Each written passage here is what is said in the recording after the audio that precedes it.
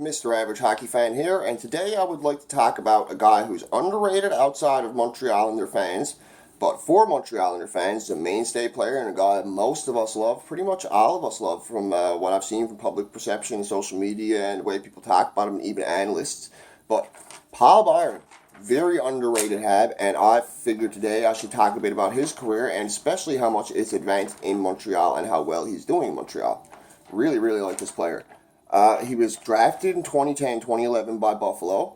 He only played 8 games for Buffalo, and in those 8 games, he only had a goal and assist and was a -2. So he didn't even reach his rookie threshold of 10 games you need to be considered a rookie in Buffalo. He got traded to Calgary later that year. And in the rest of 2011, he played 22 games for Calgary. He had 3 goals, 2 assists. He didn't get played very much. He was a rookie. He did pretty decent considering he only played 22 games and there wasn't that many expectations around the guy. And one thing that has always stood out about Barnes since he's come into the league and still to this day, he's one of the fastest players in the league, and almost every team he has been on, he's been the fastest player. And that's in Calgary, who's had some pretty fast players.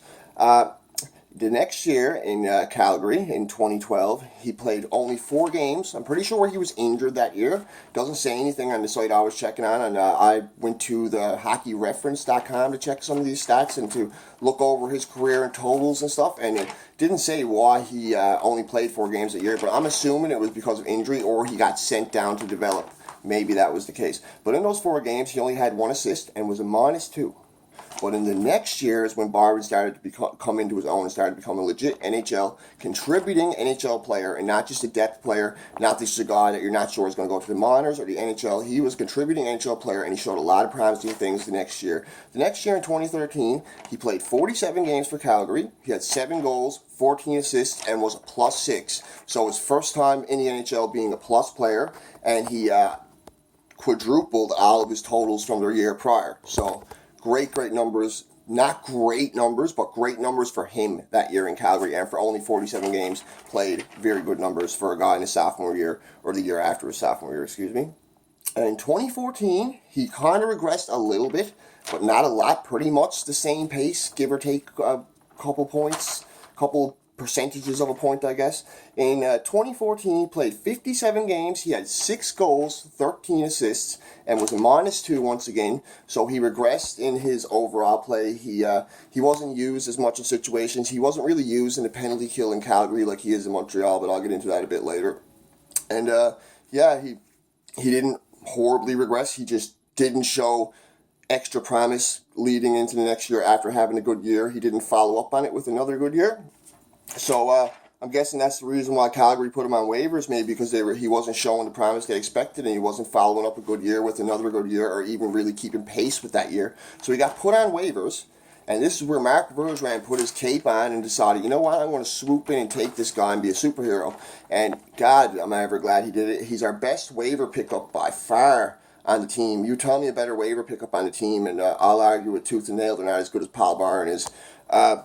Since he got picked up in waivers, his first year in Montreal, 2015, he played 62 games. He had 11 goals, career high in goals, 7 assists, but he was a -9. So he had a career high in goals. He pretty much kept his average for assists what he was having a few years before that.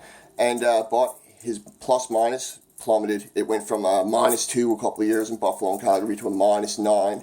And I think that's because they were trying to put him on a penalty kill. They were putting him in areas he wasn't used to being. He was learning to play, and he was on the ice for a couple of penalties, and he made a few mistakes where were costly, where the other team scored, and that gave him a minus. So I guess that's why he was a -9. But that was the year Barnes stuck out a little bit to me. I was like, oh, this guy's pretty good. Maybe he might be something. And the next year, he really stuck out, and you'll see why. The next year, he doubled his goal total, and he tripled his assist total. He literally tripled his assist total. 7 times 3 is what it would be. The next year he played 81 games. He only missed 1 game, and I'm pretty sure that was due to illness or flu or something. I know he wasn't a healthy scratch. He had 22 goals, so doubled his career total, doubled his career high, which was 11 the next year. Right after the year he had 11. So in Montreal, he's done nothing but progress so far from what I'm seeing in these stats and from what I've seen with my own eyes. 22 goals, 21 assists, 3 times his career high in assists, and a +21. So he went from a -9 in his first year in Montreal to a plus 21. A plus 21. Amazing. And a team that wasn't even overly all that great made it to the playoffs, but ended up getting eliminated the first round by New York. So, they had a really good first 20 games. Then they were mediocre the next few games, and we all know they plummeted at the end. Tyrion got fired. Julian came in, somehow fixed it all up, and they still won the division, but got knocked out first round by New York because a lot of players didn't contribute, but Paul Byrons wasn't one of them. Paul Byrons was great that year, was one of the big-time standouts on the team, and I was so looking forward to him next year, and I'm glad I was, because the next year, he didn't really regress. He basically stayed the same, pretty much. He played 82 games. He had 20 goals, 15 assists. He was a -4. His plus-minus went down. He struggles being consistent in that, but that was the year the whole team struggled. That's why he was a -24. We all know how bad last year was, but Byrne is a great penalty killer. One thing I got to mention, he had two or three shorthanded goals last year. He was by far our team's best penalty killer, and on a team where everybody struggled, besides maybe Petrie and Galley, Byrne didn't struggle. He had a great year. He stayed consistent. He was an excellent penalty killer. He was a lead-by-example player. He was always there all 82 games, so absolutely loved Paul Byrne last year. Nothing bad to say about him coming into this year. When I was trying to find positives to talk about for Montreal, besides us drafting Kotkaniemi and what I thought Domi could be and Price turning it around, Paul Byrne was a big point that I made to people. I was like, this guy is so underrated. Just watch him next year. He could score 30. He's going to be a penalty killer. He's going to be great. At the moment, Paul Byrne is suspended for 3 games. It's his first suspension of his career. It was for a hit against Uyghur. I forget what team it was. It was a team we played a couple of years ago, but the guy's name was Uyghur. We hurt Mackenzie Uyghur, and he ended up getting concussed, I'm pretty sure. And the hit looked pretty bad because Byrne did leave his feet, so he ended up getting 3 games for that. First suspension of his career. So currently, right now, he's not playing, but he will be in the lineup in a game or two, I'd say. And this year so far, in 34 games played, he's had a few injuries. He got injured earlier in the year and missed a month or so. He has 10 goals, 8 assists. So in 34 games played, not even half a season, he already has 10 goals and 8 assists. So if he did play the full season, he would probably finish the season with about 25 goals and 20 odd assists, which would be career highs on both ends. And so far this season, he's a +8, so his plus is rising. And if you watch the Habs play, Byrne is by far and away the fastest player. He's our only threat on the penalty kill next to Danault, who can take it up, control it, and get it on a shut off. And Chapu looks pretty good on the penalty kill, but he's not really a scoring threat. But Byrne is our true scoring threat on the penalty kill. When the 2 defensemen are in the back of the ice and they're trying to pass back and forth to each other, if Byrne intercepts that puck, he's so fast they can't even touch him. He's gone, breakaway. He had a goal, it wasn't a short-handed goal, but he had a goal a couple of games ago where they got the puck up to him, and he just used his speed to blow by everybody. Beautiful backhanded goal. It's just Paul Byrne for you. He's super fast. Next to maybe Connor McDavid, Dylan Larkin, and Carl Hagelin, he's probably the fastest player in the league. One of the fastest in the East for sure. Actually, I would probably put him as next to Larkin in Detroit. I'd probably put him as the fastest player I currently see in the East myself. He's a great penalty killer. I know I keep emphasizing that, but Byrne is he's in my opinion, next to Danault, our best penalty killer. He's a go-to guy, and when he's out of the lineup, it hurts the team, and it definitely showed that last game when we lost 5-1 to an inferior team, in my opinion, in Philadelphia. And if Byrne had been in that game, he would have been a great help, and he would have been a great help on the penalty kill, and I got a feeling he would have just helped. He probably would have scored a goal. Who knows how it would have went, because he's a guy who can change a game. He scores clutch goals. He's always there at clutch times, and he uses his speed to drive teams nuts, which is why he gets played quite a bit. And he's a guy who can move in and out and up and down the lineup. He doesn't really move in and out of the lineup, I should say, but he can move up and down the lineup. He's a guy that doesn't really seem to have any problems if he has to play on the 4th line for a night. He can play a shutdown checking role.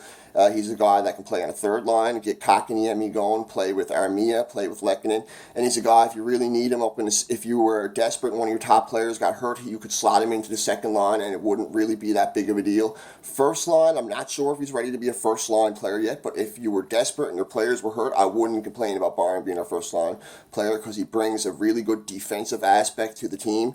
He's good in front of the net. He's good at clearing pucks. He's good at forechecking.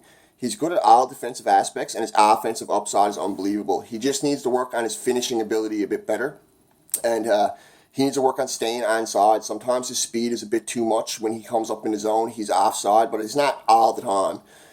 obviously, but that's the few of the little things I think Paul Byrons needs to work on. So yeah, Paul Byrons is a great standout hab to me. This year, some standout players have been Kakaniemi for sure. He's really been bringing it on lately. Galley for sure. Galley is leading the team in points. Domi has been amazing. Tatar has been amazing. Drouin's been up and down. He's looked a bit shady some games, but compared to last year, he's a lot better. And it's good to see him not playing center because he looked really, really frustrated last year playing center. Price and Niemi have been red hot. Our goaltending has been great. Niemi had a rough game last game, but before that, he had made the most saves for a Habs goalie since the 70s. But other than that, Paul Byrons is the big speaking point for this team to me. If you asked me who I thought deserves that Game of Thrones thing at the end of the year for the best player, the guy who should get to wear it for what he's done the whole year, Paul Byrons would be in my top 4, top 5 for sure. And by the end of the year, he might even be number 1 or number 2. He's missed a few games due to injury, like I said, and this suspension. But I got a feeling these last 30 games or so, Byrons is going to come on strong, and I'm hoping for 10 goals out of it for him. I'd like to see him reach 20 again for the 3rd season in a row. A guy that we got on waivers, that Calgary gave away for nothing, lost all faith in, is a 20-goal scorer. Great up and down in the lineup guy, can put him anywhere. Reliable player, our best penalty killer, our fastest player, and we got this guy on waivers. So it's one of Bergevin's shining moments picking up Paul Byrons, and it's one of the great talking points he has, and it's one of the good things he's done. Last year he made a lot of mistakes, and this year he's definitely made up for them from so far what I've seen. Let's hope our team can hold up these last 30 games, and let's hope the trend that we got going of winning, even though we lost our last game, we're 4-1 besides that. Let's hope this winning trend that we have keeps going. Let's hope Carey Price stays healthy, strong, doesn't get rid too much down the stretch, and who knows, maybe even wins the Vezina, because the way his numbers are skyrocketing, I wouldn't see it being impossible. He went from under 900 to 914, over 3 goals against to 2.5 goals against almost in like a month and a half. So the guy's been red hot. Let's hope Carey Price keeps it going. Let's hope Niemi stays solid for us. Let's see Kakaniemi get in that top 3 so we can at least be nominated for the Calder, even though we all know Pettersson's going to get it. And yeah, that's some of my talking points about the Habs, and I hope you like this video about Paul Byrons. If you like Paul Byrons, feel free to leave a comment. If you don't like Paul Byrons, tell me why you don't like him. I'd definitely like to hear it. And if you like this video, feel free to like and subscribe. This is Mr. Average Hockey talking about Paul Byrons. Have a nice day.